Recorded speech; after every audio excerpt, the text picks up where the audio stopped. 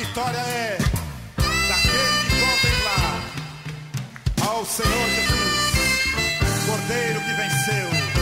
Bendito seja o seu nome. Tudo é?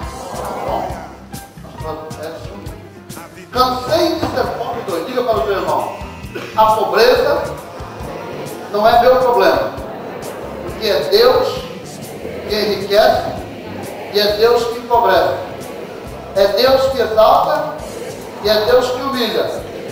Então, se você é pobre, é porque você está fazendo tudo errado. Mas hoje eu vou aprender a fazer as coisas certas. Deus abençoe com as colegas. Amém. Glória a Deus. Gostoso esse negócio aqui, não tá, gente? Tá gostando ou não? Muito abençoado. Todo mundo livre. Tem um sapato tá apertado hoje, né? Quantos já foram abençoados hoje à noite? Deixa eu ver. E é interessante que a gente ri, a gente chora, tem uns negócios assim, não tem? Acontece aqui? É ou não é verdade? Aliás, sorrir é muito bom, viu? Eu estava lendo que quem ri muito emagrece. Você libera endorfinas e você emagrece. E quem prende a risada fica cada vez mais. Então, meu irmão, a partir de hoje, ria abundantemente. Dá um sorriso pro seu vizinho e fala assim: olha, por isso que você está muito mais bonito hoje do que ontem. Verdade. Agora, fala sério, viu? Diga para ele assim: mas você está mais feio do que amanhã. Amanhã vai estar melhor, né? Amanhã vai estar muito melhor. Quantos estão em crescimento aqui, gente? Crescimento na área cultural, na área emocional, né? A gente cresce emocionalmente até não aguentar mais. O único que não cresce mais é o diabo, Satanás. Satanás, ele usa as mesmas artimanhas, os mesmos esqueminhas, o mesmo jeito para enganar o homem que ele usava na fundação do mundo lá no começo. Desde aquela historinha de Adão e Eva lá, quando ele engana a mulher. E hoje o inimigo já chegou no seu tamanho máximo, mas você está em crescimento. Amém? Deus está trabalhando na sua vida. Você tem estado aqui num lugar que tem gerado visão, tem desafiado você. Eu estou no ministério há 32 anos, eu faço agora em fevereiro, que eu estou pregando o Evangelho. Casei na igreja, casei com uma mulher de Deus, criei meus filhos na igreja, e meus filhos estão lá a minha vida toda, quase. E eu estou falando isso para dizer para vocês o seguinte, queridos: vale a pena tomar uma decisão séria de mudar o curso da sua vida. E a igreja tem um papel importante na nossa vida. Meus filhos hoje, cada um, né, como todo jovem, estão trabalhando, estão empregados. Eles administram bem as suas finanças, fazem os seus investimentos. A minha filha caçula um dia chegou para mim e falou assim: a Sara, com 21 para 22 anos, pai, eu comprei uma casa. Eu falei: o quê? Ela já estava morando fora, estudando em Chicago, e ela com 22 anos comprou uma casa na Flórida. Aí eu falei: puxa, que ousadia dessa menina, 22 anos, já comprou uma casa própria. Mas sabe por quê, queridos? Porque o que você aprende desde a infância vai facilitar a sua vida no futuro.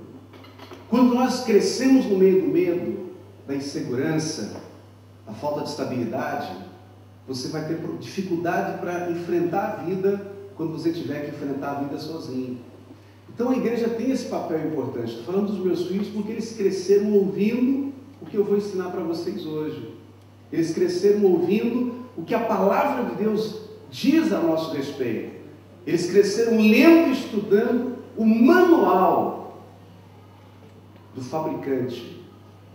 Porque todo equipamento que você compra tem um manual. Já viu que tem gente que às vezes liga essa câmera que está aqui me filmando?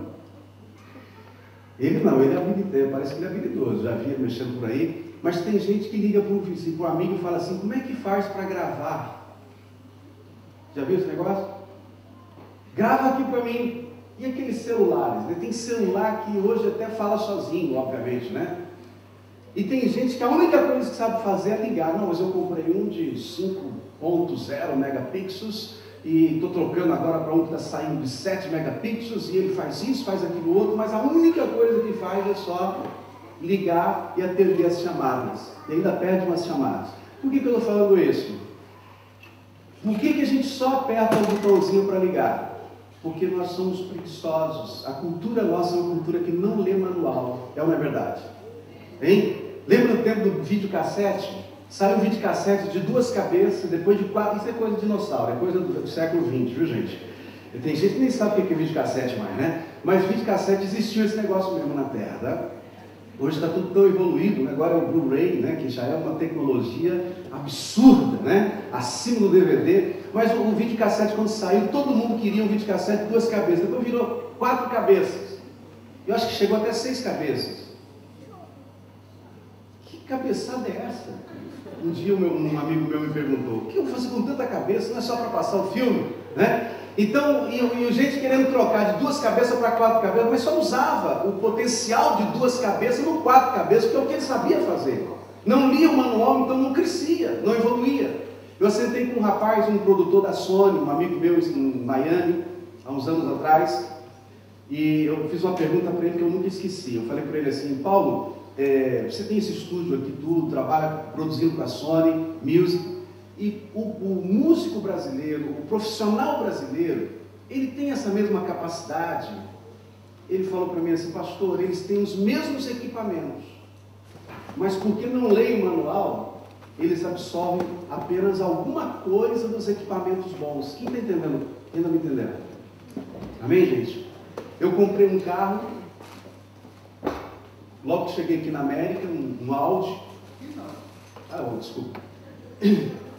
Aqui na América, né? Porque eu moro em New Jersey já há 12 anos, então quando eu cheguei lá, bem pertinho, então fiquei até assustado. Esse voo que eu fiz agora foi 5 horas e meia.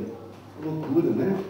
De Nova York até Londres. Mas quando eu cheguei na América, 12 anos atrás, eu comprei um Audi. E resumindo a história do Audi, eu saí para comprar um carro por $7.000 mais ou menos, e encontrei um carro, eu fui comprar um Audi, mas eu vi aqueles arozinhos do Audi e falei, meu Deus, que saiu do Brasil, quem não quer um Audi, né? E a gente chega aqui e sabe que é tudo muito comum, na verdade, mas o brasileiro não é. E eu acabei comprando um Audi porque ele estava com os problemas, tinha uma lista de problemas no vidro daquele carro, e quando eu chamei o proprietário pelo telefone, eu tinha recém-chegado, fui morar em Dallas, e ele falou assim, olha, eu estou vendendo esse carro, mas todos os problemas que estão aí é o problema que tem no carro, você não pode me culpar de nada, o motor está ruim, a direção hidráulica está vazando óleo, o limpador de para-brisa não limpa nada, e ele foi falando, ele escreveu tudo ali, bem americano mesmo. Aí eu falei, mas quanto que é o carro? Ele falou, olha, eu estava pedindo $900, mas agora eu quero ficar livre, eu estou $500, você leva. Fiquei louco, né? Um carro maravilhoso. Aí eu liguei para o mecânico que eu tinha conhecido, falei para ele, o mecânico Vavá, né? 12 anos, ainda lembro o nome do camarada. Eu estou com um carro aqui, rapaz, o cara falou que está tudo ruim, o motor está ruim, a direção hidráulica está ruim, mas não sei o que, não abre e tal. Você acha que eu vou gastar quanto com esse carro? Eu vou gastar uns $3.000. Eu falei, por 3.500 um Audi, vale a pena, né? Eu queria pagar 7. Levei o carro para cá. Aí ele falou assim, cara, olha, não leve esse carro para casa, reboca, porque não vai chegar em Dallas. A gente estava mais ou menos uns 40 minutos de Dallas, né? Era uma cidade satélite de Dallas, chamada Plano.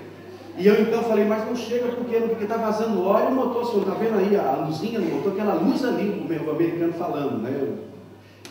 Um amigo estava traduzindo, que eu estava uma semana ali, e ele falou assim, aquela luz é do motor, o motor está com problema, você não pode levar esse carro. Não respondi isso com nada. Eu falei, mas brasileiro, gente, que mexeu, que já teve Fusquinha, que já teve Brasília, hein? Que você amarrava o acelerador com arame. Eu falei, esse carro vai. Eu falei pro meu amigo, vai atrás de mim, eu vou devagar. E devagar coisa nenhuma, foi dando, fui acelerando. Cheguei em Dallas numa boa, levei o carro para a oficina. Quando cheguei na oficina, estou ali sem fazer nada, esperando o rapaz dar uma olhada, e curioso, porque brasileiro é curioso, o brasileiro é tudo na vida, né? Mecânico, eletricista, faz tudo, né? E eu então dei uma olhada no carro e estou vendo ali, apertei o limpador do para-brisa e não funcionou. Aí eu falei, mas isso aqui eu já arrumei uns carrinhos que era só lixar os terminais, o negócio funciona, o carro estava parado há 6 meses, eu tirei, lixei, aí apertei e funcionou. Aí eu olhei, a luzinha do motor fundindo tinha sumido. Eu falei, uai, um bom menino, uai, senhor, que trem é esse? Aí eu tirei o manual, sem inglês, sem nada, procurei o desenho da luzinha e dei uma olhada. Levei no meu amigo, que falava o inglês fluentemente, perguntei, o que quer dizer essa luzinha aqui? Ele falou, é luz do motor do limpador de para-brisas. Eu falei, tá brincando? Ele falou assim, senhor. Eu falei, babá, eu arrumei o para-brisa, arrumei o motor do carro. Porque um carro com 60 mil milhas não pode estar com o motor fundindo de jeito nenhum. O carro tinha 60 mil milhas. Eu comprei um carro por $500, porque o dono nem era latino, cara, era americano, se não fala a memória. Não leu o manual. Você está me entendendo? Às vezes nós perdemos a nossa vida inteira. Vivemos uma vida de ralação, uma vida dura, às vezes até dentro da igreja, sem ser abençoado. Pastor, mas a Bíblia não tem promessa? Tem promessa. Mas tem muita gente na igreja, queridos, que dá dó. Quem sabe o que eu estou falando? Passou a vida inteira na miséria física, na miséria profissional, na miséria mental, que é o maior problema, que é a mente do homem, meu querido. Eu falava para minha esposa, passei o dia inteiro vindo para cá, meu voo foi cancelado porque deu um problema numa turbina do avião, e aí tentaram arrumar, ficamos 4 horas dentro da aeronave. Eu vim num Airbus 340, eu não tinha viajado sinceramente num Airbus daquele tamanho. Ele tem mais ou menos uns 100 metros de profundidade. Eu sentado ali pensando na vida, falei para a Silvana, amor, você já imaginou o poder de capacidade, de inteligência que Deus colocou no homem? Porque daqui a pouco esse monstro aqui, com quase 600 pessoas, vai se levantar e vai levar a gente para um outro continente em poucas horas. E isso é pouco ainda, porque já é comum. O homem está fazendo coisas muito fora do comum. Quem me entende? Agora, sabe o meu drama qual que é, queridos? Tem muita gente que não me entende, porque quando a gente fala de cansei de ser pobre, a primeira coisa que a gente pensa é em dinheiro, não é verdade? Você sabe como é que veio um grito no meu coração há 4 anos atrás, 4 anos e meio atrás? Eu estava em Portugal, vendo a necessidade do reino de Deus, porque o meu chamado é pastoral, é no ministério, e eu vendo que eu tinha necessidades que eu não conseguia alcançar na velocidade do que nós temos de necessidade. Treinamento de pessoas, treinamento de líderes, impacto social, que é uma coisa que eu tenho paixão por isso. Você precisa de recursos, você precisa de dinheiro. Eu vim em Portugal, eu amo, estava falando com o pastor Hernani hoje, eu amo Portugal. Eu amo Portugal. Eu vou a Portugal quase que uma vez ao ano. Eu amo. E eu chorei e falei para minha esposa assim, amor, eu vejo tanta coisa que pode se fazer aqui. Aqui tem que criar um centro de treinamento aqui, para treinar o pessoal português mesmo, nativo da terra, para alcançar Portugal, para partir daqui de Portugal. Eu estava até conversando com o pastor Hernani hoje, meio empolgação minha, né? Mas como eu tenho uma pasta de ideias loucas, esse projeto está na minha pasta de ideias loucas no meu computador, 4 anos atrás. Aí eu falei para a Silvana assim, quer saber uma coisa? Eu cansei de ser pobre. Aí esse negócio não me deixou dormir durante 3 dias. Que tipo de pobreza eu estou cansado? É a pobreza que me deixa aquém do meu propósito. É a pobreza que desgasta o meu tempo precioso para fazer o reino de Deus expandir, e às vezes eu tenho que ficar inventando história. Nós passamos uma grande parte do nosso tempo tentando inventar um jeito de inventar dinheiro. Quem já pensou em inventar dinheiro aí? Levanta a mão. Seja sincero. Nós não vamos fazer dinheiro. Mas Mas quando você não tem dinheiro para pagar suas contas, você está pensando num jeito de inventar o dinheiro. Vocês me entenderam agora? E a gente passa mais tempo pensando em como, não é verdade, do que tendo resultados.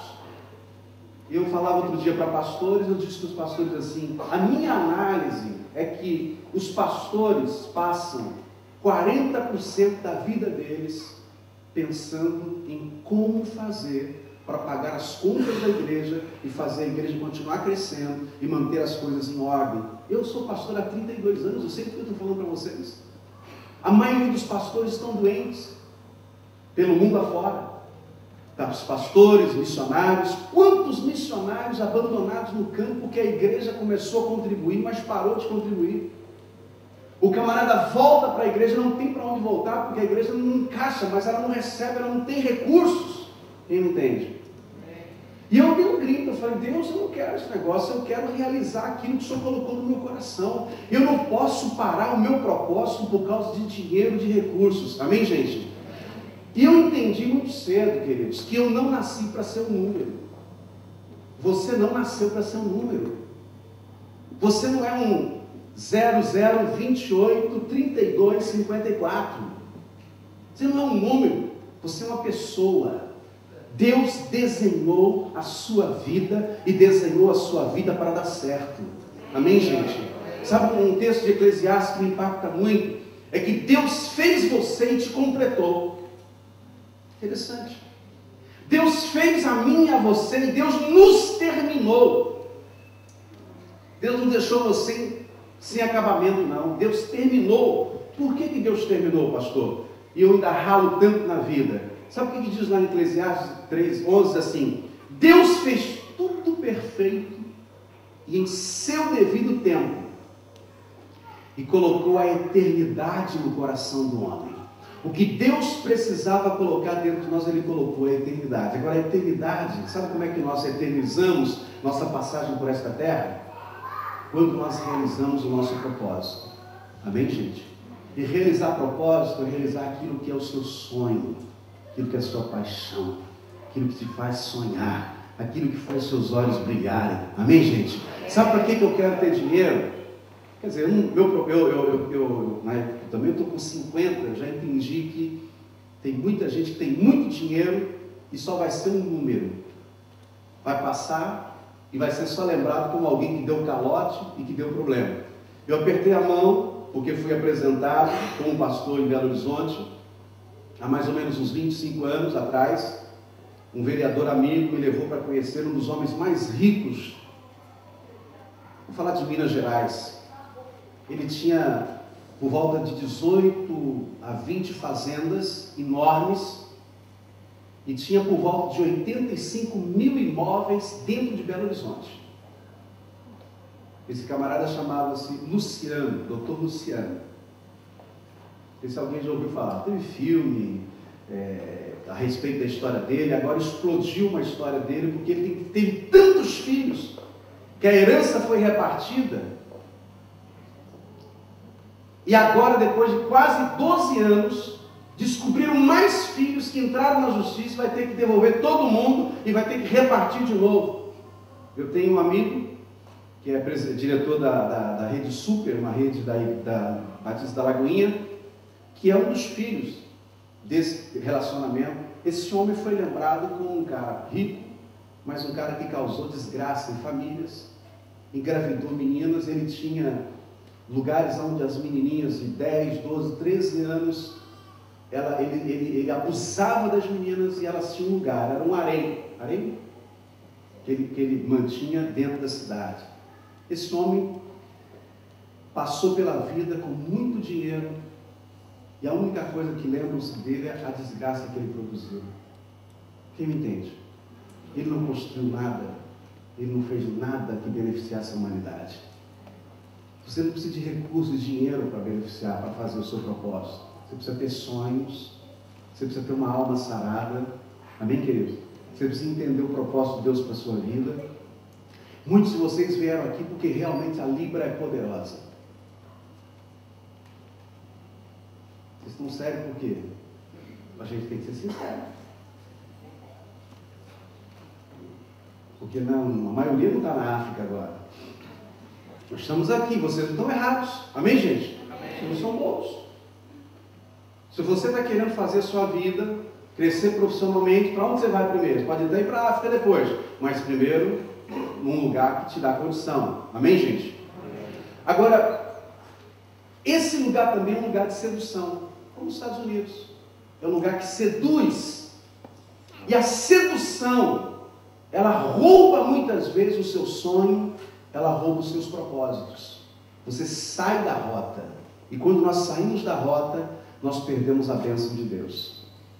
Amém, gente? Estão comigo? Então, uma coisa que eu queria falar para você é o seguinte. O que eu vou ensinar para vocês, assim, vou tentar ser rápido, mas eu gosto de ensinar. Por isso que às vezes eu demoro um pouco a minha briga com o pastor Lara. A gente sai daqui brigando. Porque eu falo muito, né? Mas sabe que eu não vim aqui para fazer um show para vocês. Eu vim aqui para repartir. Amém, gente? Eu falei ontem que outro dia um estudante, numa escola que eu dou sempre um seminário por semestre, eu passo uma semana em Belo Horizonte, e os alunos depois me abordaram, depois de uma palestra, e perguntaram para mim, Pastor Edson, quanto tempo o senhor leva para preparar uma mensagem de domingo?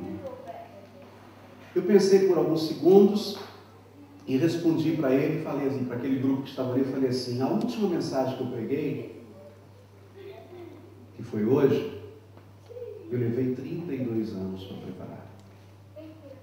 Porque você não prega o que você vê na internet, os estudos prontos. Você precisa pegar a vida.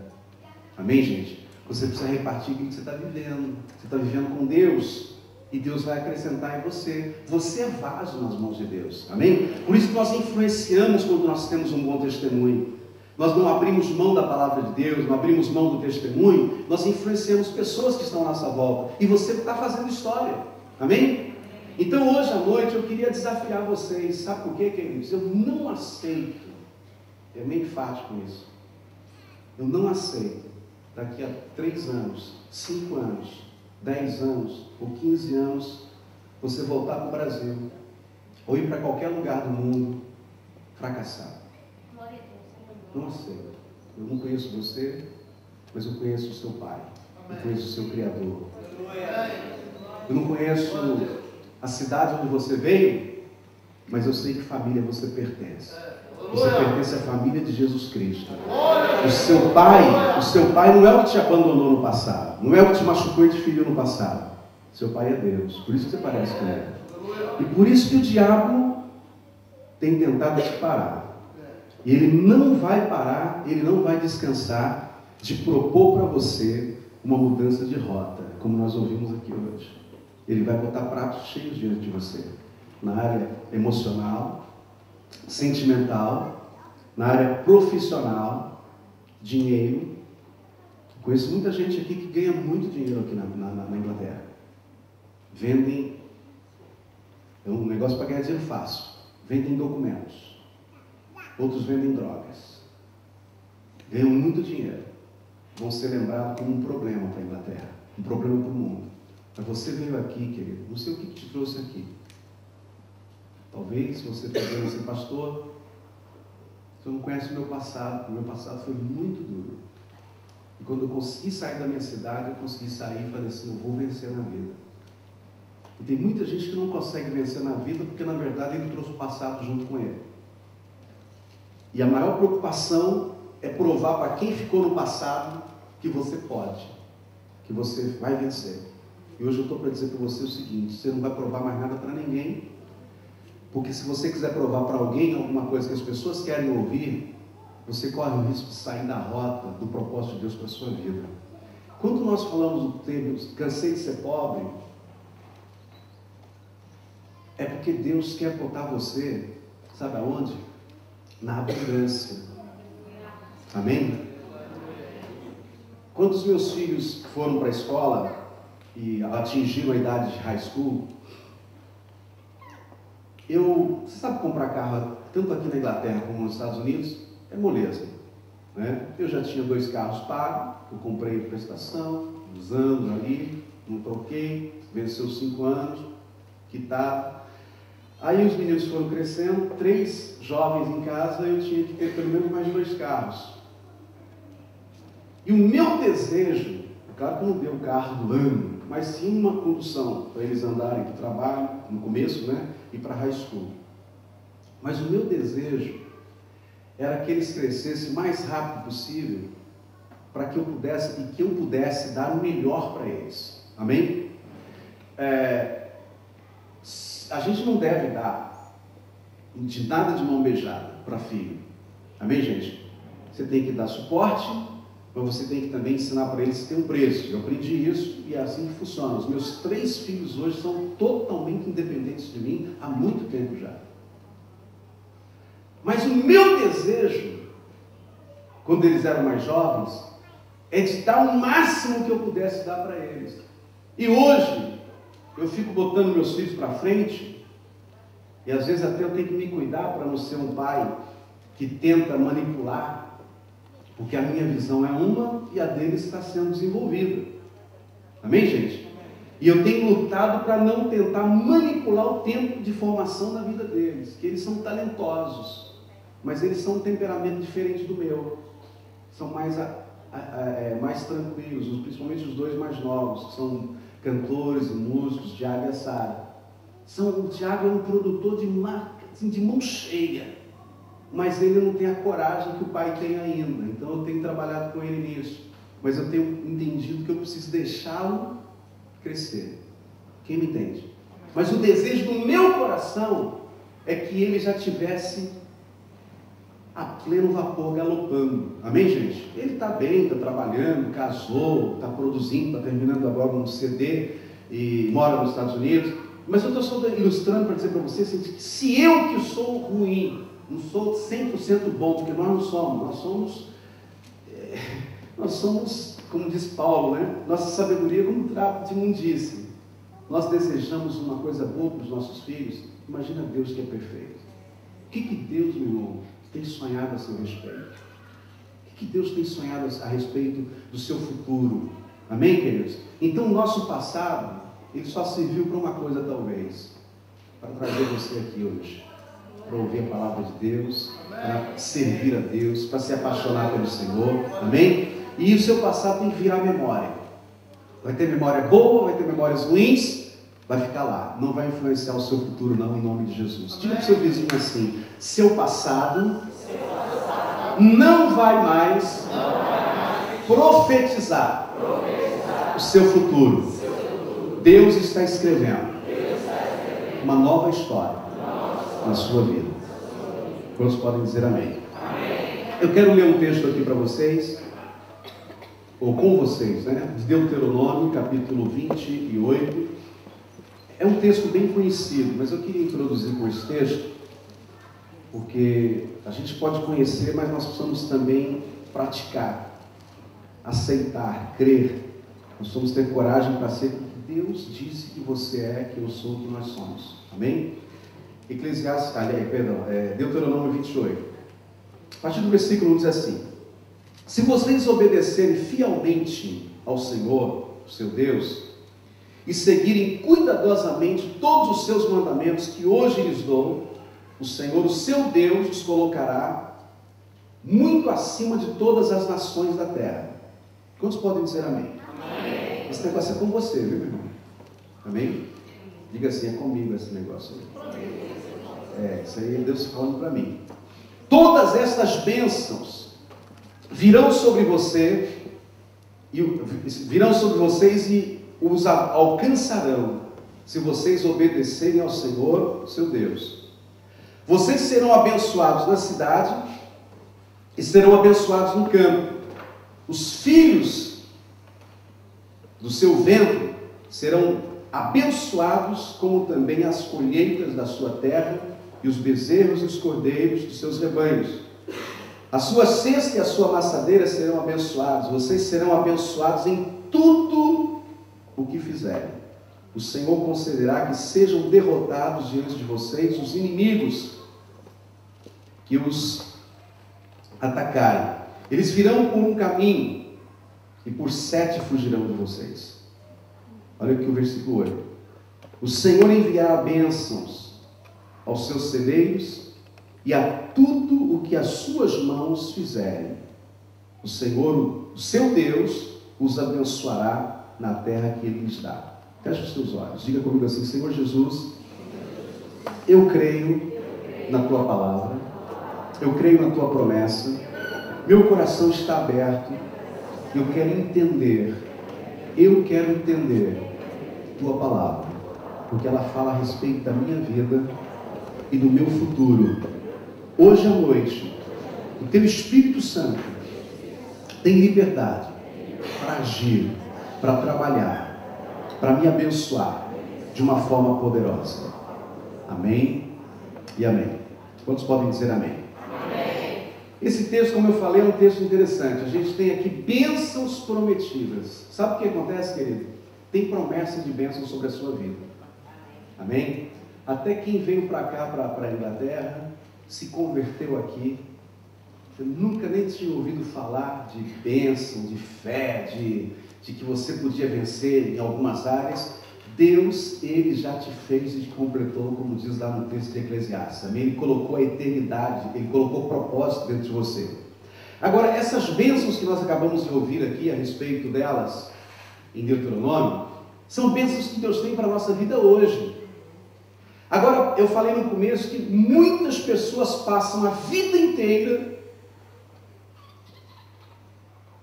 numa ralação feia, gastando a saúde para sobreviver, de tanto trabalhar. Não é só aqui não, no Brasil, na América, a mesma coisa. Uma mulher que nós conhecemos há uns 12 anos atrás, ela trabalhou tanto, o marido trabalhou tanto, não tinha um tempo nem para a saúde, nem para fazer aquele check-up. Quando foram, depois de quase 10 anos, nos Estados Unidos, fazendo o check-up, ela descobriu que estava com câncer.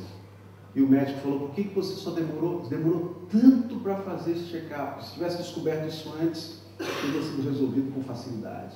Quem entende? Às vezes nós estamos na fissura, né, da sobrevivência, de ganhar a vida, de resolver coisas emergentes, mas eu quero fazer você pensar um pouco nesses dias. Sua vida, querido, você só tem uma para gastar. Amém?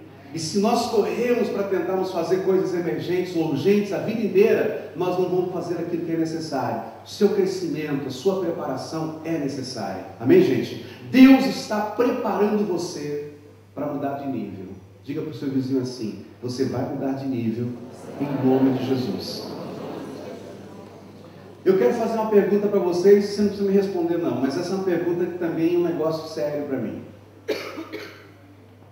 Quem conhece algum crente aqui? Levanta a mão. Algum evangélico? Levanta a mão. A pergunta é essa mesmo, mas vocês podem responder. Quem conhece o evangelho?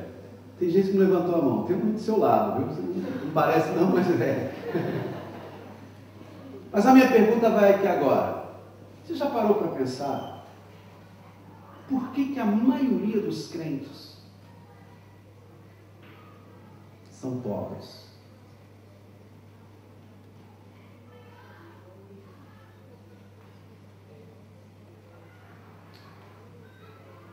Calma. Você está querendo espiritualizar, eu sei. Uma vozinha lá dentro falando assim: o que esse pastor está pensando? Pobre é a mãe dele. Não me conhece? Nós espiritualizamos tudo. Até a pobreza nós espiritualizamos. Até a falta de resultado nós espiritualizamos. Mas eu olho para essas construções aí, irmãos, que o ímpio faz. Eu falo: meu Deus, não pode ser um negócio desse. Eu sou um dos poucos homens, vou confessar um pecado para vocês orarem para mim aqui, que gosto de shopping. Eu viajo 8 meses por ano, eu conheço o shopping de todas as cidades por onde nós passamos. Com o pretexto de levar minha esposa para dar um passeio, ela gosta, eu levo e vou. Ela acha que eu estou vendo as sandálias. Peraí, vou passar. Tá bom, mas você já viu essa sandália? Essa é igual àquela outra? Não, você tem um detalhe. Ok, então tá. Eu fico ali olhando a loja, como é que pessoal que foi treinado está atendendo, como que é a composição. Eu fico olhando a excelência do lugar, piso, os acabamentos. Aí eu fico ali, meu Deus do céu, nunca vi um shopping que abre as portas e depois eles fazem uma liquidação para terminar o acabamento da pintura, da parede. Você já viu isso? Tem. Vamos falar do Brasil agora, vamos para o Brasil. Você já viu um banco no Brasil abrir as portas e falar assim, nós precisamos de clientes para poder então terminarmos a obra aqui do banco? Os bancos abrem uma excelência. Agora você já viu igreja, amigo? O pastor passa 30 anos da vida dele construindo. Eu fui fazer um seminário em Anápolis e um dia eu preguei. No dia seguinte, de manhã, o pastor me liga no hotel, 7 horas da manhã, chorando. Eu nunca tinha visto aquele homem antes. Carlinhos sabe o que eu estou falando. A gente chega dizendo, você não sabe que igreja que é, como é que é. E eu falei, meu Deus, eu falei alguma coisa na igreja que acabou com a igreja do homem. Ele falou, estou acabado, pastor Ed. Eu falei, meu Deus, o que eu fiz? Agora eu fiquei acordado. Sabe quando você acorda cansado de viagem, de ter pregado, de ter viajado? Você não sabe para onde vai correr. Eu não sei se eu corro ou se eu fico sentado. O que está acontecendo? Eu nem sabia onde é que eu estava. Porque às vezes você está em São Paulo, de tarde você já está em Goiás. Você está num lugar. Eu falei, onde é que eu estou, senhor? E esse cara, o cara chorando do outro lado. Aí eu chamo o camarada e falo, não, vem aqui tomar café comigo. E ele falou, não, eu preciso ir agora, 7 horas da manhã. Chega um homem chorando, liga para mim, me acordou cedo mesmo, eu fui dormir quase 1 hora da manhã, por causa das ministrações, 3 ministrações por dia. Aí eu atendo ao telefone, ele está na portaria. Eu falei, pode esperar aí que eu estou descendo, pastor, só estou tomando um banho rápido aqui para acordar e estou descendo. Quando eu desligo o telefone, o homem bate na porta, eu abro assim, com a toalha ainda, ele já entrou. Falou assim, é aqui que eu preciso falar com o senhor, pastor Edson. Eu estou acabado, minha vida acabou. Eu falei, calma, irmão, calma. O que foi? Eu nunca fiz isso. Acabei com a minha família. Eu falei, o quê? Falei, o cara traiu a mulher, fez alguma coisa, veio confessar comigo. Olha, que fria que eu estou entrando. Ele chorando falou assim, pastor, ore por mim, me ajuda. Eu bati no meu filho, bati na cara do meu filho ontem e não consegui dormir. Falei, vai na cara do filho. Sabe quantos anos tem o filho dele? 27 anos. E sabe o que o filho é? Psicólogo, professor de universidade.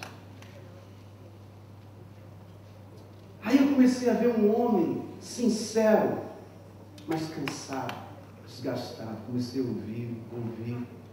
Ele está construindo uma igreja há 20 anos, sem tirar férias, esperando que o filho respondesse ao ministério. O filho se tornou professor de universidade, e por causa da crise do pai, aquela crise, o filho não estava também querendo ir para a igreja.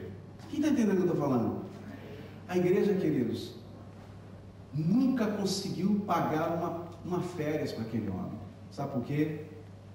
Ele estava construindo a vida inteira, com pouco recurso, sem dinheiro, o que sobrava, botava na igreja. Aí você vai para o Banco Itaú, que é do lado, agências pelo Brasil inteiro, você vai no outro banco, e a gente vem para a igreja e fala, cadê a prosperidade que está na igreja? Quem entende o que eu estou falando? Não, pastor, mas tem umas igrejas aí que arranca dinheiro do povo e está... Gente, nós não podemos medir com quem está fazendo coisa. Eu vou dizer para vocês uma coisa. No começo do meu ministério, eu podia ter me tornado um pastor pilantra, pelo que eu via. Eu olhei, um monte de coisa que eu vi, falei, Deus, eu não quero isso para a minha vida. 30 anos atrás, eu tinha 21 para 22 anos. Eu falei, Deus, eu quero começar bem, eu quero terminar minha carreira bem. Eu não quero isso para a minha vida. E sabe o que Deus falou para mim? Eles estão fazendo e a glória deles eles já estão recebendo. A tua quem dá sou eu. O teu pagamento quem dá sou eu. Amém, gente? 30 anos quase. Muitos desses já morreram pelo caminho. Escandalizaram pessoas. Alguns já foram até presos. Mas eu estou aqui falando para vocês hoje. Minha família está de pé para a glória de Deus. Amém, gente? Então, a nossa atitude, ela faz toda a diferença. Deus tem promessas para a sua vida. Deus quer prosperar você. Amém? eu vou dar uma introdução só a um assunto aqui que eu acho extremamente interessante. Quando a gente fala de dinheiro, de administração, de como é que você lida com o dinheiro, como é que você ganha e gasta o seu dinheiro, isso tem tudo a ver em como o dinheiro foi apresentado para você. Eu nunca vi quase ninguém tocando nesse ponto. Se você apresenta um amigo, vem cá você, eu falo pro, como é que você chama? Marcelo, vem cá. O Marcelo é meu amigo, você é o Flávio. Eu vou apresentar, vira de costas, Flávio. Eu vou apresentar para o Marcelo um cara que eu fiquei conhecendo, o Flávio.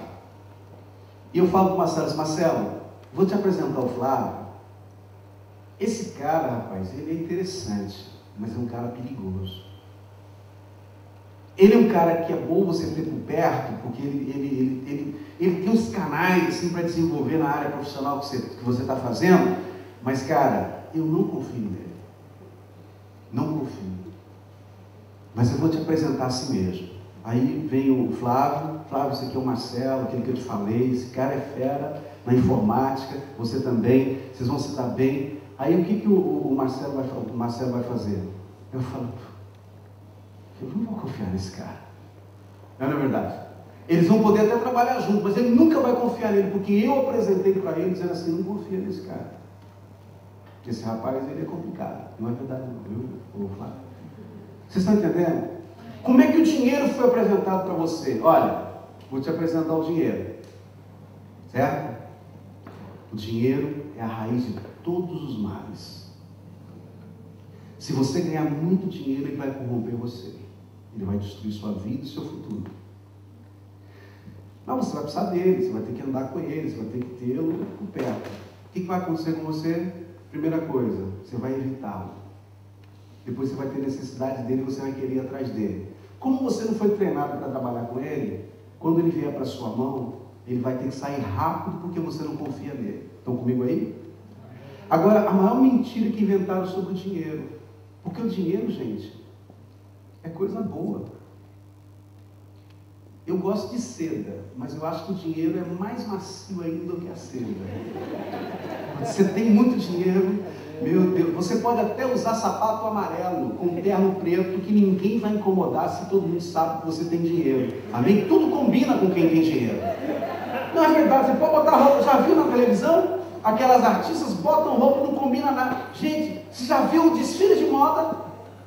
Não tem nada que combine. Você olha e fala assim, ninguém nunca vai usar isso, mas quem fez tem dinheiro, quem compra tem dinheiro. E quem usa aquelas coisas feias tem dinheiro e ninguém incomoda. Agora, deixa eu dizer uma outra coisa para vocês. Nossos pais nos assentaram na mesa para comer, e quando a gente falava, pai, você pode me dar um dinheiro para comprar um pirulito depois do recreio? Eu não quero que fale de dinheiro na mesa de comida. Estão comigo aí? Não tem falar de negócio aqui, isso aqui é um lugar para a família comer. E não vamos falar de negócio nem de dinheiro. Aí, de repente, o pai começa a brigar com a mãe, começa a brigar com o outro. A mesa é um lugar de briga, mas não é lugar de falar de dinheiro, não é lugar de falar de negócio. Estão comigo aí, gente? O filho do pobre cresce. É verdade, o filho do pobre cresce. E quando ele cresce, ele ganha dinheiro, mas ele fica pobre ainda. Porque ele não consegue administrar o dinheiro, porque ele nunca foi ensinado. Agora o filho do rico, falando rico, que ensina, tem muito filho de rico que herda o lugar do pai, é honrado, grandes empresários, grandes executivos, porque foram treinados, administrando. Eu tenho um filho na fé em Brasília, a empresa dele fatura por volta de 3 milhões de reais por mês de faturamento. Quem administra a empresa desse rapaz são os 3 filhos, um de 27 anos, um de 23 e um de 21 anos. Os 3 são respeitados na cidade de Brasília como os executivos mais bem-sucedidos de Brasília. Desde a infância, aqueles meninos lidavam com dinheiro na mesa, com negócio, o pai falando de negócio. Quando eles estão fazendo negócio agora, eles não têm medo, não têm problema de fazer. Amém, gente? Como que o dinheiro foi apresentado para você? Pode sentar, ligado. Sabe como é que o dinheiro foi apresentado para mim? pega esse dinheiro, uma família de 11 filhos. Minha mãe dava uma moeda que eu não lembro qual que era, mas era cruzeiro, reais não era, com certeza. E nem réis, porque réis é do tempo do pastor Lara. Eu peguei o finalzinho, tá bom. Depois eu sei que ele vai me dar um troco, viu, gente? Vocês orem por mim. Minha mãe pegava o dinheiro, sabe o que ela falava? Edson, vai na padaria, na verdade, na venda, compra o pão. Eu estou te dando esse dinheiro, é o único dinheiro que tem. Se você perder esse dinheiro, você já sabe o que vai acontecer. Gente, eu pegava aquele dinheiro, meu Deus do céu. 11 irmãos, meu, tudo aquela meninada, e tinha que tomar o café da tarde. E eu era o responsável para buscar o pão na padaria. E a minha maior luta é porque eu morava do lado de um campo de futebol, aquele campo de futebol que no domingo era do time do bairro e durante a semana era para a gente bater a peladinha, aquela bola que o dia inteiro tem futebol. Já viu? Naquele tempo? Quando eu passava com dinheiro, segurando firme, o inimigo me falava assim, olha para o campo. Quando eu olhava para o campo, gente, sempre tinha umas 3 ou 4 mãozinhas de meninos.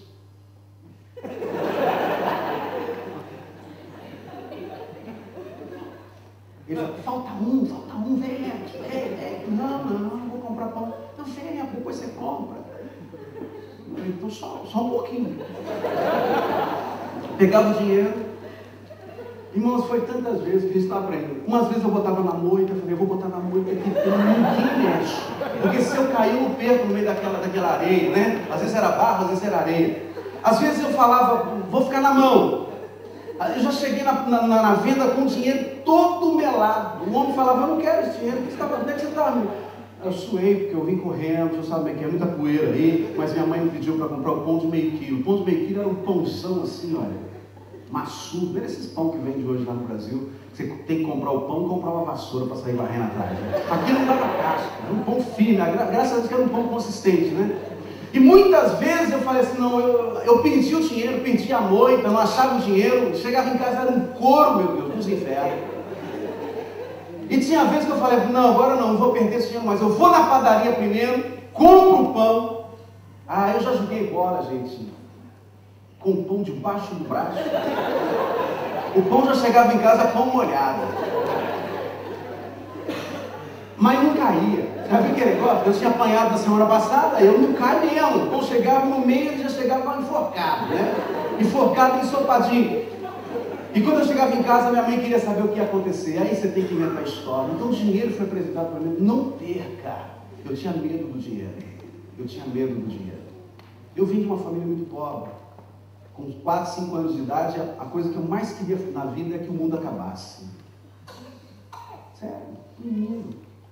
Porque eu queria correr quando o mundo estivesse acabando na padaria, lá na venda, e roubar todos os doces, comer todos os doces que o moço está vendo. Porque eu queria um docinho daquele, mas nunca tinha. Imagina doce para 11 filhos. Só em festinha da vizinhança.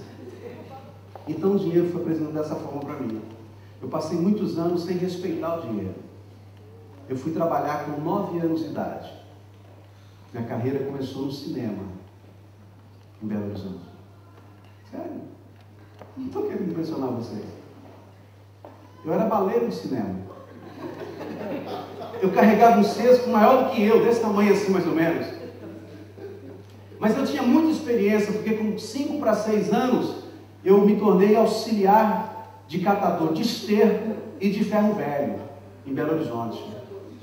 Sério? Meu irmão era dono do carrinho, uns carrinhos de madeira, com aquelas rodas de madeira, ele puxava. Minha irmã era auxiliar, e eu peguei uma boca, consegui um emprego para não ganhar nada, só para passear com eles o dia inteiro. A gente esperava os cavalos, as vacas nas fazendas que tinha na região, fazer o que elas tinham que fazer todo dia, a gente sabia que elas faziam todo dia, e a gente então fazia o nosso trabalho e ganhava o nosso dinheirinho para ajudar em casa. 6 para 7 anos de idade. Mas todo o dinheiro que eu ganhava, eu gastava. No tempo do cinema, eu fazia 3 lanches De 2 horas da tarde, eu estudava de manhã, e de 2 da tarde até as 10 que eu trabalhava, eu fazia 3 lanches. Eu gostava de comer, gente. Aquele dinheiro eu comia ele todo. Às vezes eu chegava em casa sem dinheiro, porque eu vendia balas e ganhava uma comissão. Eu ajudei um japonês que tinha lá em casa, um chinês, na rua lá de Tamoios, em Belo Horizonte, a criar a família dele toda, porque eu comia os pastéis todos da lanchonete. Eu não respeitava o dinheiro. Quem me entende? A vida foi passando, aquilo foi continuando. Então, como é que o dinheiro foi apresentado para você? Isso faz toda a diferença. Amém? Outra coisa, de onde vem esse negócio, essa raiz de pobreza? Porque a gente às vezes, seja sincero, quem já falou assim, meu Deus, sabe que eu estou cansado desse negócio? Quem está cansado de ser pobre, de estar pobre? Levanta a mão. Não é nem questão de grana, mas quem está cansado? Fala comigo assim, eu estou cansado. Eu estou cansado. Eu cansei, fala assim, eu cansei de ser pobre.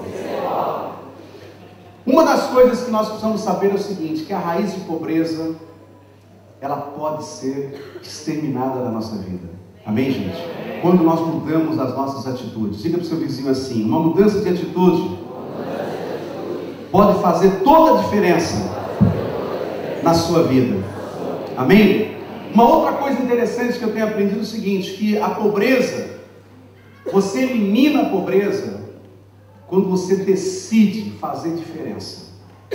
Você não vai ser igual a todo mundo, você não tem que se nivelar por baixo. Amém, gente?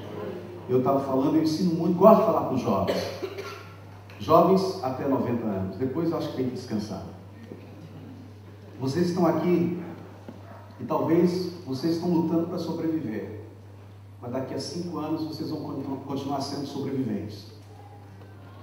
Mas se vocês começarem a planejar uma mudança na rota de vocês, na rota da vida de vocês, e se profissionalizar, se preparar para a vida, para ganhar um dinheiro bom, ou fazer algum curso rápido, ou no mínimo, sabe fazer o quê? Ir para essas livrarias ou bibliotecas da vida aqui, e estudar sozinho. Sabe essas doideiras que eu conheço? Muita gente que eu poderia dizer para vocês, estudou sozinho, venceu na vida sozinho. Eu tenho um irmão que nunca tinha entrado numa faculdade, ele é hoje um dos homens mais eficientes de Minas Gerais na área de informática. Ele é um representante da Microsoft em Minas Gerais. Todos os eventos da Microsoft passam pela mão do meu irmão Toninho. Ele nunca foi para a faculdade. Primeira vez que ele foi para a faculdade, ele foi para olhar como é que era. Aí ele viu que tinha inscrição, ele fez o cursinho, fez o vestibular, passou. Quando ele chegou lá para estudar, aliás, minto. Eu não sei até hoje, para ser sincero para vocês, como é que ele fez aquilo. Eu acho que ele não fez o vestibular. Ele foi na faculdade, viu uma placa que estava precisando de professor de hardware. Ele então fez o teste, passou no teste, pediram para ele o certificado. Ele falou, eu não tenho certificado, eu vim aqui porque eu não tenho vontade de estudar. E eu não sei o que aconteceu. Ele é muito simples, ele não é de rolo, não é de nada. Eu sei que eu só fiquei sabendo disso porque ele foi botar um programa no computador meu, no laptop. E ele falou, vem no meu trabalho que eu faço isso para você. Quando eu chego lá, Faculdade de Tecnologia de Belo Horizonte. Eu pergunto para o porteiro assim, eu queria falar com o Antônio e Gimo. E o porteiro falou assim, é o professor Antônio? Eu falei, não. Não é mesmo? Não.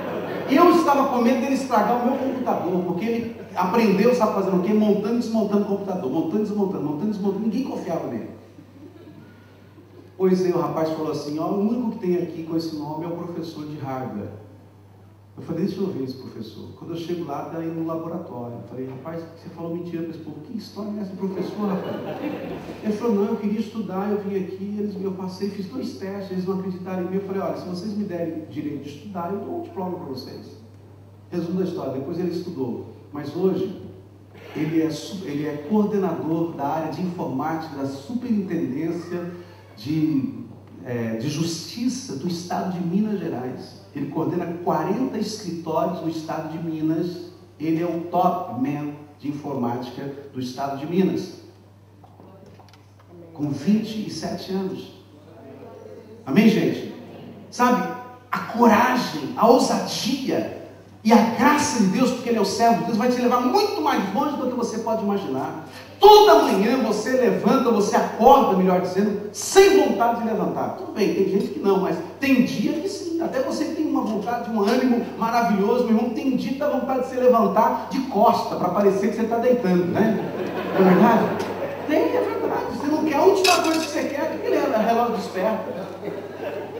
Não é verdade? Então, queridos, nós podemos mudar essa história quando? Como nós começamos a mudar a nossa mente, mudar o nosso coração. Paulo fala uma coisa em Romanos, ele diz assim: não vos conformeis com o que estão colocando diante de vocês. Não se conforme com o padrão do mundo. Não seja moldado pelo que você está vendo na mídia, na televisão, na internet, no jornalzinho brasileiro. Não ande de acordo com o mundo, mas transformai-vos pela renovação da vossa mente, para experimentar a boa, agradável e perfeita vontade de Deus. Sabe o que nós precisamos todos os dias dizer para a nossa mente assim: mente, você não vai ser manipulada, você está sendo treinada, porque você tem muito propósito para estabelecer nesta terra ainda. Amém, gente?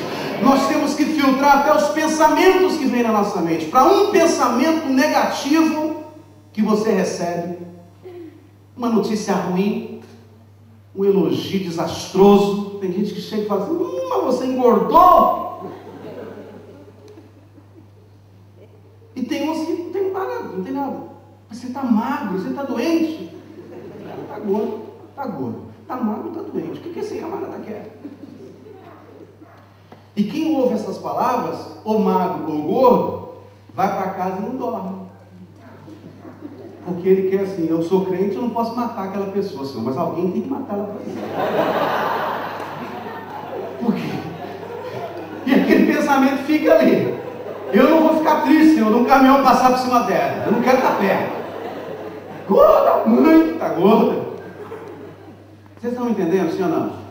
Um pensamento negativo. Meu irmão, você ganha 100 libras a mais, você chega em casa e você dorme. Perde 100 libras. Você vai ver uma noite passar em claro. Você vai falar: não pode, isso não podia ter acontecido comigo. Quem já tomou multa de trânsito aí? A multa de trânsito é uma das coisas da mais tristeza na alma do homem. Você não esquece de jeito nenhum, né?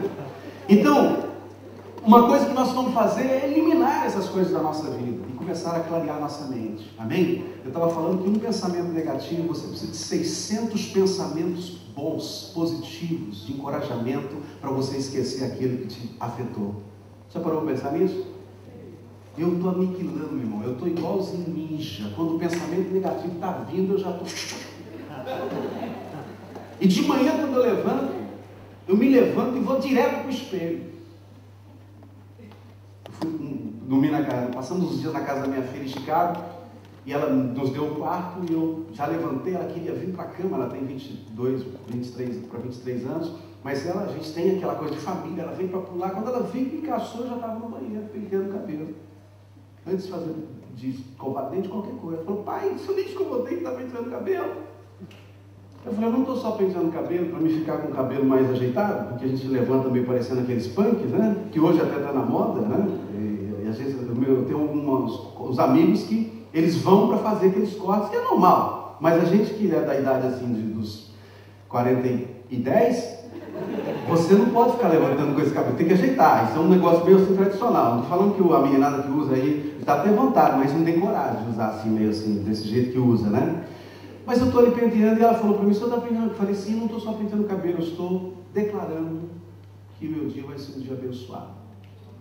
Porque eu não ouço isso facilmente. A gente não recebe um telefonema de manhã dizendo assim: olha, eu quero te abençoar o seu dia vai ser um dia agradável, você vai fazer tudo aquilo que você propôs no seu coração, o Senhor está contigo, você é uma pessoa muito importante, eu tenho o maior prazer de ser seu amigo, e você é uma bênção para a comunidade onde você vive. Na sua empresa você erra. Olha, o pessoal da sua empresa são privilegiados por você estar trabalhando naquela empresa. Não estou te pedindo dinheiro emprestado, nem quero te vender seguro, eu só quero te dizer o seguinte: tenha um bom dia. Fé.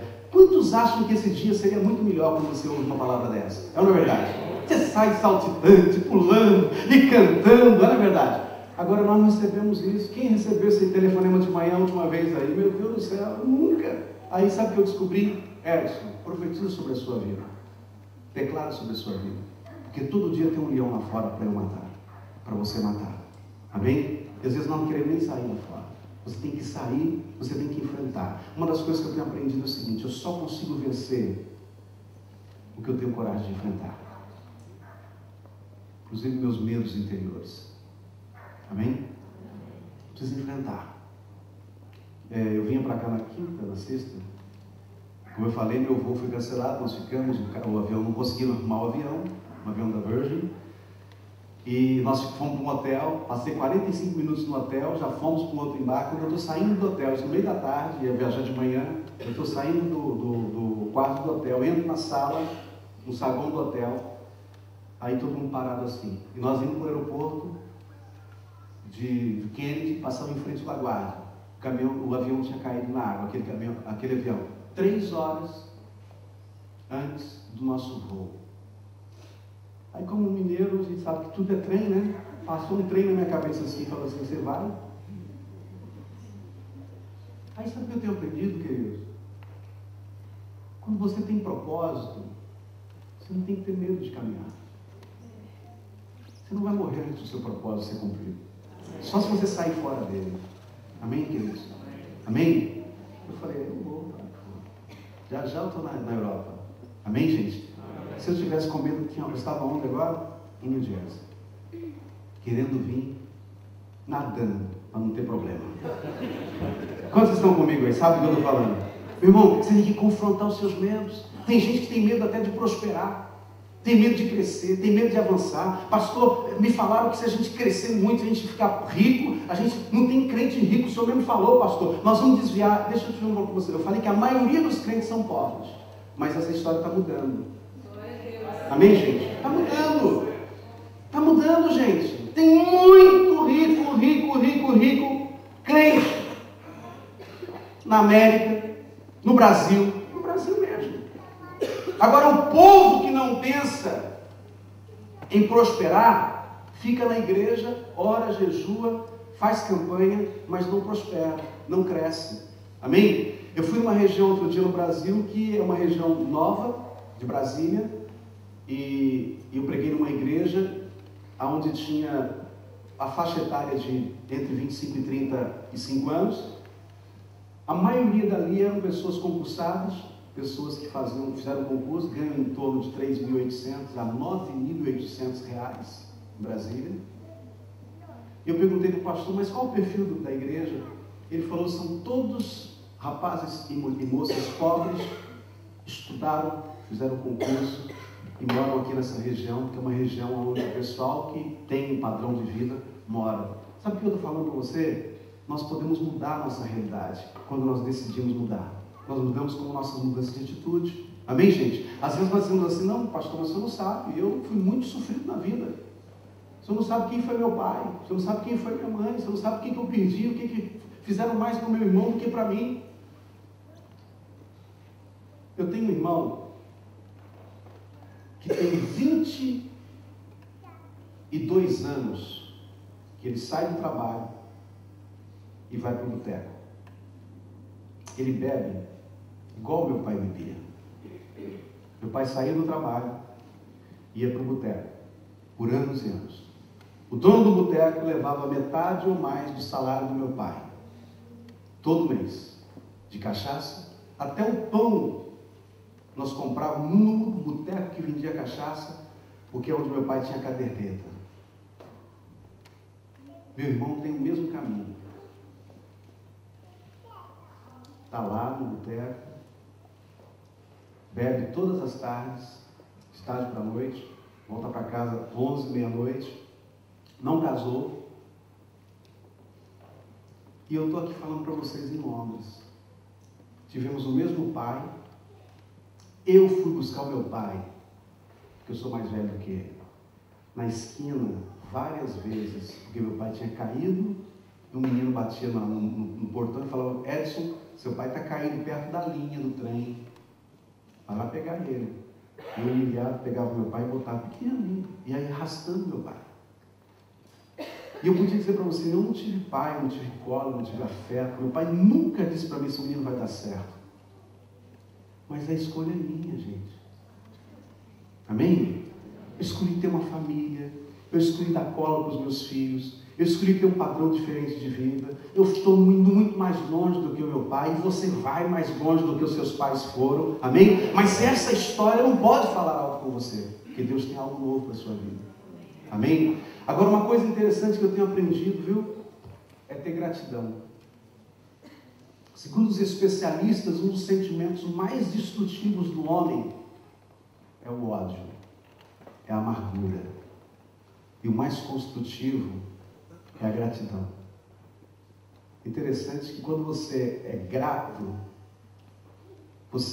parece que tem uma química de alegria, não é verdade? Quando você é grato, você consegue agradecer por um favor que você recebeu. A pessoa que você agradeceu, ela foi tão impactada, porque isso não é comum, que ela te abraça assim, não, eu só fiz porque eu te amo.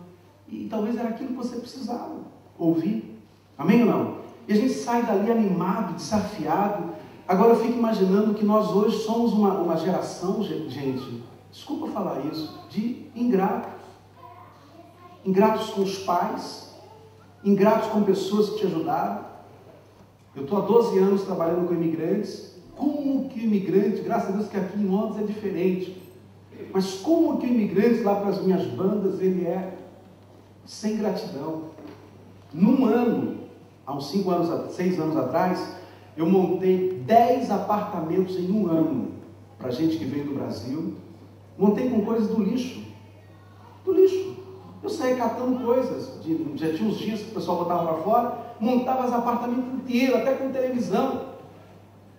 10 famílias dentro da minha casa, já chegou a ter 17 pessoas dentro da minha casa. Só uma família voltou para dizer assim, estou com você, porque vocês foram uma bênção na minha vida. Os outros, quando pegaram o pezinho, se mandaram até da igreja. Cresceram, desenvolveram, compraram casa, ficaram prósperos, mas todos estão quebrados, voltando com uma mão na frente e outra atrás, por causa da crise econômica nos Estados Unidos. Agora, eu conheço vários daqueles que estavam naquela época e que continuaram fiéis, com gratidão. Amém? Gratidão. Tem um rapazinho que vem na minha cabeça aqui agora, o Tião. O Tião, a turma brincava, falava que o Tião inflacionava os aniversários, porque ele era tão dado, tão generoso, que o pessoal não conseguia acompanhá-lo. Ele era auxiliar de instalador de cerâmica. Eu falava na igreja para eles assim, vocês se preparem, se você tiver que instalar cerâmica, você vai ser o melhor instalador de cerâmica da Flórida. Esse rapaz, fiel a Deus, confiando, se tornou um profissional. Todos os desafios da igreja ele entrava firme. Nós compramos uma propriedade na Flórida, uma propriedade de 2,5 acres, e teve uma turminha que até saiu da igreja, pastor lá. Saiu, perdi quase 20%, porque nós falamos que íamos comprar uma propriedade para fazer a sede da igreja. Não, nós vamos comprar fazenda no Brasil, não vamos comprar sítio no Brasil, vamos comprar igreja, isso aí não é problema nosso. Só que era um investimento para a eternidade, porque eram os nossos filhos, os filhos dos nossos filhos, amém, gente? Mas teve um grupo que ficou firme, compramos. Esse grupo que ficou firme na época, na quebrada agora da América, gente, vocês não têm ideia de falência. Brasileiros perderam. Eu tenho um brasileiro, um amigo meu, que ele perdeu $1 milhão em menos de um ano. Ele vendeu uma propriedade que ele comprou por 115 mil, por $1 milhão, e ele está pobre. Eu já ajudei ele financeiramente durante esse tempo agora, uma pessoa, um colega. Agora tem uma turminha, sabe o quê? Que permaneceu firme com o Senhor, foi prosperando, mas foi aumentando o compromisso. Eu falei ontem de uma menina que ela trabalhava de help, e Deus foi abençoando a vida dela, numa campanha, não sei para que, na igreja. Depois que eu fiquei sabendo, ela falou assim, pastor, naquele dia eu fiz uma oferta, eu falei assim, Deus, eu quero semear minhas próprias casas. Quem limpa a casa sabe do que eu estou falando, porque ela era ajudante. Aí foi uma história que eu não vou contar aqui, mas um resumo da história é o seguinte, ela chegou num ponto de ter 3 ou 4 equipes trabalhando para ela. Ela foi diminuindo o tempo de trabalhar e servindo mais a Deus. Estudaram, fizeram o seminário, nós preparamos, se tornaram pastores daquele casal, são pastores em Fort Myers hoje, tem uma casa maravilhosa. Ela não trabalha mais porque não precisa. O marido tem um escritório de contabilidade enorme, trabalha com americanos, com hispanos e com brasileiros, mas são fiéis. O tempo deles é para servir a Deus. Quando eles prosperaram, eles não ensoberbeceram. Amém, gente? Tem gente que às vezes fica poderoso no Brasil com coisas que compram, que manda comprar. Ontem eu falei de um caso, né? Outro dia nós tratamos com um casal que tinha 14 anos que estava aqui lá na América, mandavam dinheiro para comprar as coisas no Brasil, e quando eles conseguiram papel para voltaram, e quando foram ver, a fazenda que eles compraram em Goiás para eles, que mandavam as filmagens do gado, da boiada, era uma fazenda bonita. O cara não era muito crente, a mulher era filha. Então quando a gente fazia aquelas reuniões na casa dos dois, o gosto dele era mostrar a fazenda com aquela boiada. A gente ficava até, os caras ficam subindo essa boiada aí. Passou o tempo, eles voltam para ver a boiada, a boiada era do vizinho, porque a turma já tinha comido a grana dele muito tempo, a própria família. 14 anos sem viver, comendo miojo. Tudo bem, miojo quando não tem nada para comer é bom, mas você viver 14 anos comendo miojo para guardar, para jogar lá, quem está me entendendo?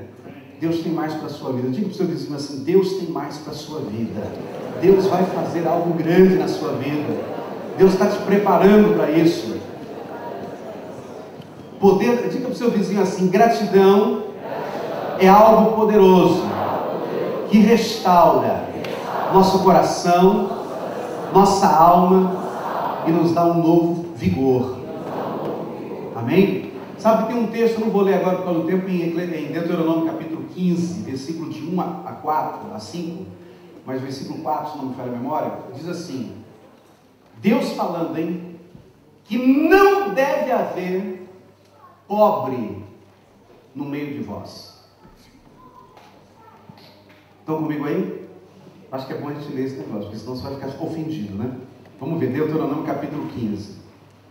Olha bem o que diz aqui. E eu vou explicar rapidamente para você o que Deus está falando aqui, para o povo dele. Capítulo 15, versículo 4 só. Diz assim, assim não deverá haver pobre algum no meio de vocês, pois na terra que o Senhor, o seu Deus, lhes está dando como herança, para que dela tomem posse, Ele os abençoará ricamente, contanto que obedeçam em tudo ao Senhor, o seu Deus, e ponham em prática toda esta lei que hoje lhes estou dando. Quantos podem dizer amém por isso? Amém. Deus não quer a pobreza para os filhos dele. E sabe o que é a pobreza? É o que mantém você fora da sua missão, do seu propósito. Nós precisamos de ter preparo, estarmos preparados e termos recursos e finanças, sabe para quê? Para estabelecermos a missão que nós temos aqui nesta terra. Amém, gente? Quantos de vocês têm uma escola aí dentro de você? Quantos têm talvez uma creche, um centro de treinamento, quem sabe, né? Quantos de vocês têm aí sonhos assim malucos dentro de você? Você fala, pastor, mas eu não tenho recurso. Eu sonhei há um ano atrás, enquanto estava trabalhando no meu livro Cansei de Ser Pobre, que vai ser lançado agora em março, acabou atrasando um pouco, mas de propósito, porque eu estou escrevendo ele com a minha vida, com as minhas experiências, e Deus me deu um sonho. Eu acordei, escrevi o sonho. Era um projeto que se chama Metanoia, e esse projeto é um projeto maluco. Eu botei no meu computador um ano atrás e compartilhei depois de uns 6 meses com uma pessoa, depois com outra. É um projeto de bibliotecas públicas. Eu descobri que o brasileiro lê pouco. Deus foi me mostrando. E que as bibliotecas não têm livro evangelho. E eu dou palestra para professores e para alunos do ensino médio. E às vezes eu fico impactado. Outro dia uma diretora chegou para mim e falou assim, pastor, professor Edson, tem alunos que formam aqui na nossa região, isso foi no norte de Minas, que nunca leram um livro. E o Brasil hoje é um país bom para se trabalhar, mas o país já está esbarrando na falta de mão de obra. Então Deus nos deu uma visão, uma estratégia para treinar os jovens através, estamos fazendo parceria com o Sebrae, com o SESI, com o SESC, com a própria Microsoft, através de uma conexão com o meu irmão, e nós vamos ter em vários lugares no Brasil uma biblioteca para leitura, vamos ter uma estrutura para computadores. Eu bolei, escrevi, desenhei, todos os móveis vão ser diferentes do que você já viu, para criar uma interação. Eu falei agora, Deus, o projeto está aqui, cadê o dinheiro? Deus falou assim, eu sou o Deus que te dou o sonho, então eu sou o Deus que te dou a provisão. O Deus que te dá o sonho, te dá a provisão. E pode escrever os seus sonhos, porque o seu sonho não tem data de validade. Ele vai sair da gaveta em nome de Jesus. Deus só está esperando você ficar pronto, meu irmão. Amém? É isso aí, Deus só está esperando você ficar pronto. Os recursos estão chegando. A gente vai montar a primeira base em abril do projeto. Cada base vai custar em torno de 60 mil reais. Deus está levantando as pessoas para patrocinar, para dar os móveis. Uma fábrica vai trabalhar com o projeto dos móveis. A gente quer uma coisa de excelência. Eu quero levar para o Nordeste a mesma estrutura que vai ter em São Paulo ou em Brasília. Quem está me entendendo? Nós vamos chocar no meio da pobreza com a excelência. Você pode me entender, querido? Mas pastor, isso não é um negócio louco, maluco? Eu estava na Bahia pregando outro dia, compartilhei isso com uma pessoa, ela falou, pastor, a minha irmã, o marido dela é prefeito de uma cidade aqui no interior da Bahia, e nós queremos esse projeto lá. Eu falei, sério? Eu quero ir para esse lugar também, onde não tem recurso, porque em São Paulo, em Londres, nós vamos em qualquer lugar, a gente lê revista, lê livro, o que a gente quiser, sem pagar, você chega e coloca lá, é de praxe, isso é de costume. Mas tem lugar, meu irmão, que um livro para chegar é que nem um Natal, nem chega. Então sabe o que eu estou querendo dizer? Tem coisa maluca dentro de você e Deus vai preparar você, amém? Para realizar isso, em nome de Jesus. Tem gente que sonha aqui com um hospital. Que sonho doido. Se você contar isso para alguém, alguém fala para você assim, você está maluco. Que hospital? Você nem é médico. Você diga assim, não sou ainda. Porque o Deus que me deu o sonho vai me dar a provisão. Amém, querido? Sua atitude vai fazer diferença de com quem você está andando, com quem você andou.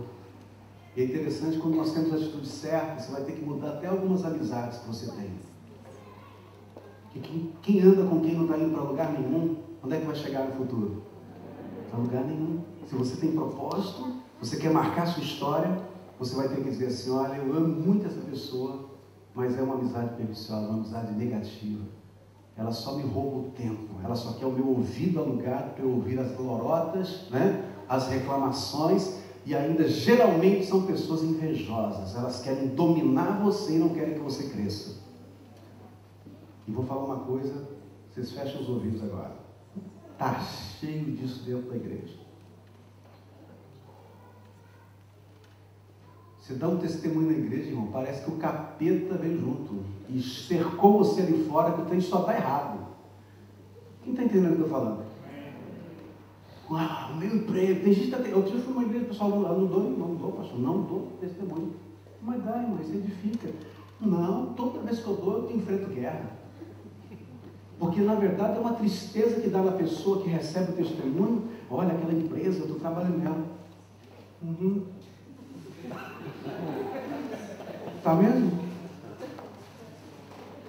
E olha, a gerente viajou, foi ganhar neném, eu ouvi isso aqui, e eu estou no lugar da gerente, cuidando de uma turma enorme.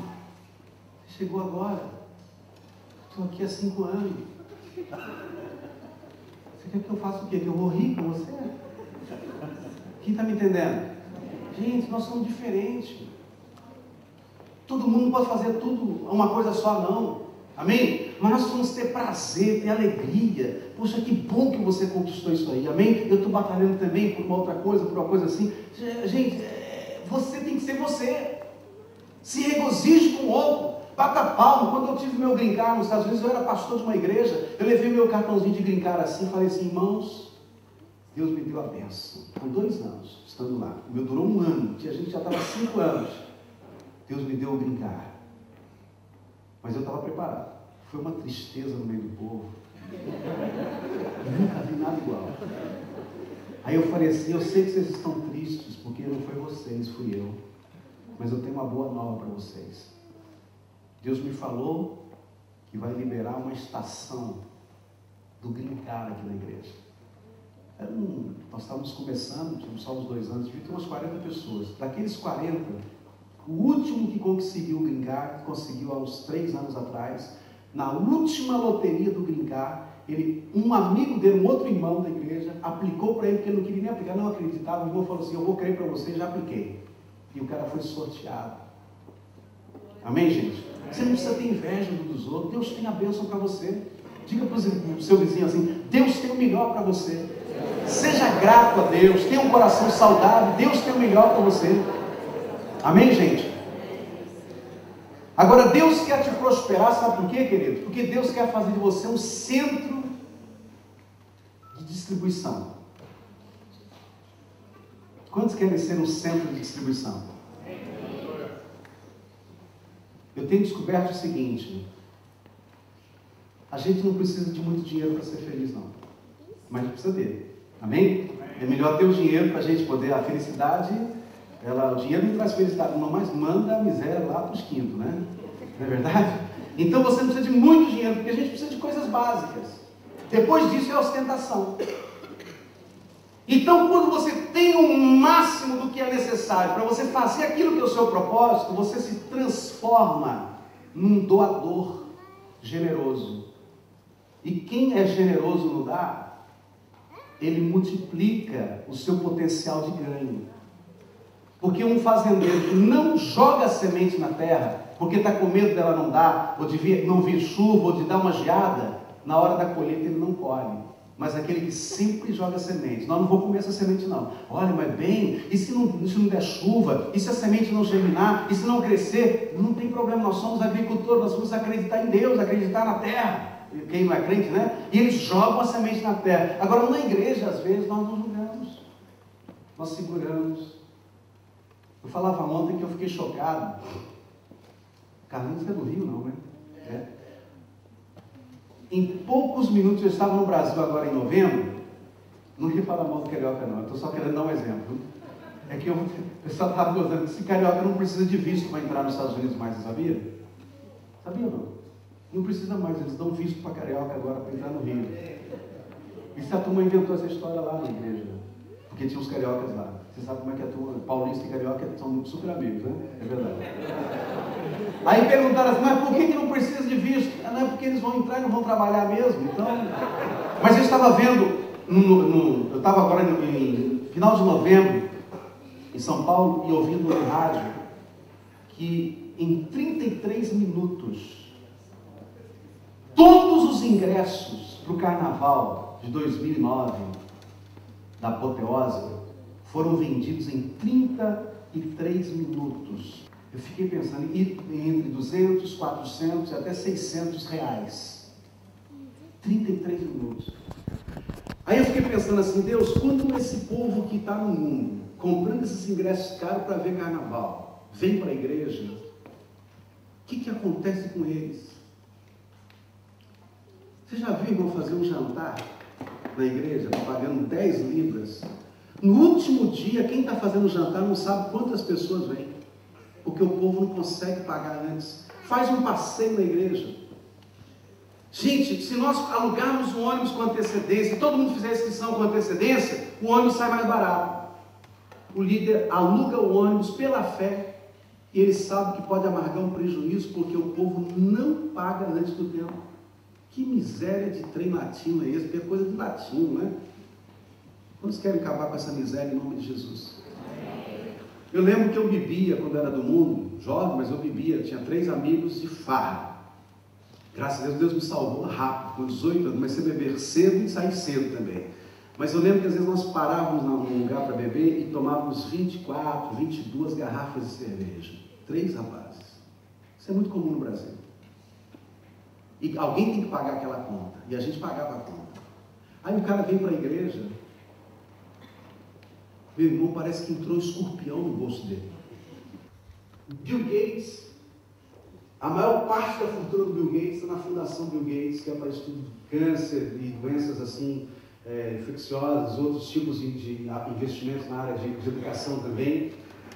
Um outro rapazinho de 60 e poucos anos, outro dia, pediu demissão nos Estados Unidos da sua companhia, a CNN, Ted Turner. Ele falou assim: eu não preciso trabalhar mais, O dinheiro, eu comprei tudo que eu precisava com o dinheiro, agora eu quero ajudar pessoas. Sabe o que eu tenho descoberto, querido? Quanto mais cedo eu entender que eu preciso ter, e mesmo não tendo ainda, mas eu ajudar pessoas, influenciar pessoas, eu estou influenciando a minha geração. Amém? Carro novo, gente, carro bonito, é a maior vaidade que nós temos. Eu gosto de um bom carro, mas isso não pode ser a minha paixão. Amém? Porque depois você vai querer um outro.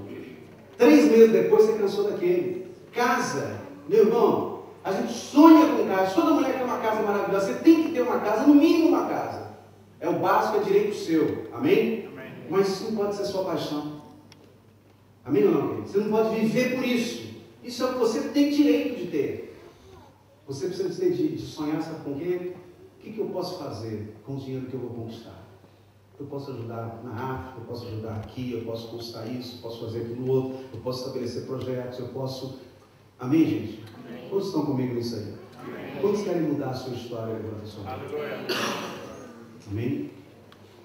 Eu quero orar com vocês, mas antes eu quero falar a última coisa. Eu nunca vi, eu estou ministrando esse assunto tem 4 anos e meio. E eu já passei em várias igrejas. Aqui, por exemplo, acho que foi uma das primeiras. Então eu queria fazer um desafio com vocês. Eu quero orar. Eu quero quebrar algumas crenças e algumas maldições que a gente traz isso com a gente. Lembra que eu falei da questão do dinheiro, da maneira que eu penso, meus medos. Nós vamos orar e vamos quebrar isso. Mas eu queria também desafiar vocês a hoje materializar um novo tempo na sua vida, algo que você vai querer, que você deseja conquistar, com uma semeadura. O agricultor que quer colher, na hora de semear, ele pega a saca de grão e ele vai semear, mesmo que ele não tenha certeza se vai colher, se vai chover ou não. Ele tem que acreditar que aquela semeadura vai dar para ele uma grande colheita. Eu queria ministrar para vocês essa oportunidade de você hoje fazer uma aliança e sair do nível que você está e ir para um novo nível em nome do Senhor Jesus. Quantos podem dizer amém por isso? Amém. Nos momentos de maior crise minha, Deus me incomodou a semear. Eu tive a maior crise financeira há 5 anos atrás, quando eu decidi abrir mão do salário da igreja. Eu quis abrir, mesmo sendo presidente da igreja, porque eu já estava viajando, fazendo seminários pelo Brasil afora, Estados Unidos e até aqui na Europa. E eu falei, agora Deus, como é que eu vou me sustentar? Depois de quase 25, 26 anos como pastor local. E no Rio de Janeiro, Deus me incomodou no encontro de pastores. Nem era minha igreja, não era nada. Eu fui lá para o encontro de pastores. E Deus falou para mim assim, no louvor ainda, hoje eu vou liberar uma bênção sobre a sua vida de prosperidade e eu vou cuidar da sua vida financeira. E Deus falou para mim assim, você vai semear hoje, você vai materializar isso. Deus falou um valor comigo. Eu fiquei assustado. E Deus falou para mim assim, você vai semear $1.000. Isso foi lá no Rio de Janeiro, na igreja, comunidade Zona Sul do Rio. Eu falei, $1.000, eu estou saindo agora, estou sem solo, sem pé, tem aluguel para pagar, tem uma minha despesa no Brasil para pagar. Eu não posso, Deus. E $1.000 também, não é nem de Deus esse negócio, porque eu estou no Brasil e aqui é real. Quando eu falo isso, a minha esposa do meu lado, coloca a mão sobre mim assim, por trás, e falou assim, Deus está me falando que Ele vai nos dar uma independência financeira. Ele falou para mim que nós devemos ofertar R$2.340. O dólar era 2,34, parece. Aí, meu irmão, baixou uma tristeza em mim. Porque teve confirmação, sério. Mas eu sabia que era a voz de Deus. Mas eu não queria acreditar naquilo. Porque eu tinha um medo, o que eu tinha que segurar. Porque eu tinha um mês que vem, juntar mais para pagar minhas contas. Aí veio uma paz no meu coração, repentina, muito rápida. Na hora da oferta, eu fiz a oferta, peguei metade e dei, e botei outra metade no cheque. para 2 semanas. Fui embora para o hotel. Não conversei com a minha esposa. Uma tristeza tomou conta do meu coração de novo. Eu falei, fiz a maior besteira da minha vida. E só resumindo essa história para vocês. 3 meses depois, fui convidado para pregar numa igreja no Rio, lá na Vila da Penha, pastor Silas. Olha que porta que Deus abriu. 2 cultos, na quinta-feira, uma às 5 da tarde e outra às 7h30 da noite. Eu deixei meu material, livros, CDs que a gente tem de mensagem, deixei com o pessoal, cheguei e falei com a Silvana assim, amor, só um milagre de Deus aqui, porque tinha uma loja, quase, né, uma barraca bem grande da Central Gospel, com todos os materiais da Central Gospel. Marquinhos Gomes estava cantando, CDs e mais CDs, uma outra banda, e eu cheguei, botei meus CDzinhos ali, fui pregar, o pessoal ficou cuidando. Do culto da tarde eu já saí com uma escada e fui para o escritório, lanchamos. No culto da noite eu desci de novo, peguei o material, o pessoal pegou o material, botou no carro, eu nem vi, chegou no hotel, eles desceram, pegaram minha mala, desceram, me levaram até o quarto. Eu estava tão cansado de viagem, de pregar 2 cultos numa tarde. Tomei um banho e fui deitar. Quando eu me deitei, comecei a adormecer, o Espírito de Deus falou assim, me levanta e conta o dinheiro que eles entregaram para você. Das vendas, do material, aquela coisa toda. Eu falei, eu sei que estou curioso para ver, mas eu só vou mexer com isso amanhã. Isso é a minha cabeça, curiosidade da minha cabeça. Aí, mais uma vez, levanta e conta. Eu levantei sozinho, deixei minha esposa dormindo, ela já tinha adormecido. E quando eu contei aquele valor, queridos, eu comecei a chorar. E quando eu comecei a chorar, porque eu vi um negócio que não era real, o Espírito Santo falou para mim assim, eu falei para você, há 3 meses aqui nesta cidade, que eu ia cuidar de vocês, e sou eu que estou cuidando de vocês. Eu vou falar o valor só para você entender o que eu estou falando, diante de Deus. Isso foi uma vez, tá, queridos? Uma vez. Deus fez outras. Eu contei R$7.740 no Brasil em uma tarde. Glória a Deus. Chamei minha esposa, fomos orar, fomos chorar juntos. Fidelidade. Agora eu tenho provado uma coisa. Só cresce quem é desafiado. Porque quem empurra com a barriga, amanhã eu mudo, amanhã eu faço, nunca vai fazer. Vai esperar o frio passar. Quando o frio passa, ele vai esperar o verão, porque o verão está bonito demais, né? Está tudo fresquinho, está tudo tranquilo. Ele vai esperar o outono passar, nunca vai fazer. E hoje à noite, eu queria dar um segredo para vocês. Vocês têm aprendido isso. Eu quero ensinar mais hoje. Quando eu entro com o coração, com a minha alma, com o meu espírito e com uma atitude boa, e entro em desafios que me fazem crescer, eu vou crescer. Quando eu não entro em desafios, eu ouço a mensagem, mas não vai acontecer muita coisa não. Por quê? Porque a mensagem passou, mas não aconteceu nada, porque eu também só ouvi, foi uma mensagem boa, mas eu não fui abençoado. Eu não ia fazer esse seminário aqui, vim só para passar por aqui e pregar, e Deus se incomodou o pastor Lara. Eu sei que vocês estão num tempo novo aqui, um tempo novo, e eu sinto que Deus quer dar mais para vocês, do que o que vocês têm hoje aqui. A igreja tem um poder de impacto hoje muito maior do que quando eu vim a primeira vez atrás, há 4 anos e poucos atrás. Só que vocês não têm terra, vocês não têm propriedade. No mundo espiritual, a legalidade é um assunto que não posso explicar, mas não dá tempo.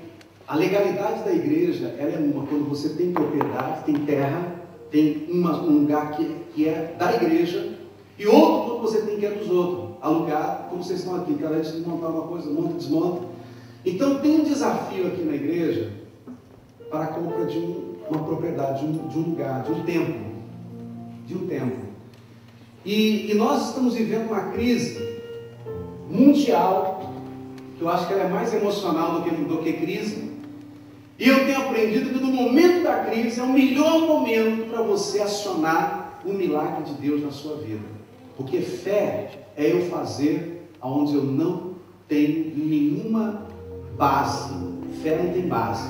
Fé é você se lançar e saber que alguém vai te pegar no braço porque você se lançou, no caso de Deus. Amém, gente?